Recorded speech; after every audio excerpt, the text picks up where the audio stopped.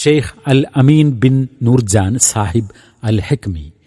തിരുവനന്തപുരം ജില്ലയിലെ തിരുമല സ്വദേശികളായ നൂർജാൻ സാഹിബിന്റെയും ആയിഷ ബീവിയുടെയും മകൻ 2020 ദാറുൽ അർഖം അൽഹിന്ദിൽ നിന്നും മഅഹദുൽ ലുഗയിൽ പഠനം പൂർത്തിയാക്കുകയും തുടർന്ന് 2023 ജാമിയ അൽഹിന്ദിൽ നിന്നും കുല്ലിയത്തുദ്ദഅവയിൽ ബിരുദ പഠനം പൂർത്തിയാക്കിയ അൽ അമീൻ പിന്നീട് കേരള സർവകലാശാലയ്ക്ക് കീഴിലുള്ള യൂണിവേഴ്സിറ്റി കോളേജിൽ നിന്നും അറബി ഭാഷാ സാഹിത്യത്തിൽ ബിരുദാനന്തര ബിരുദവും തുടർന്ന് കോഴിക്കോട് അക്കാദമി ഓഫ് എക്സലൻസിൽ നിന്നും പ്രൊഫഷണൽ ട്രാൻസ്ലേഷനിൽ ഡിപ്ലോമയും കരസ്ഥമാക്കി.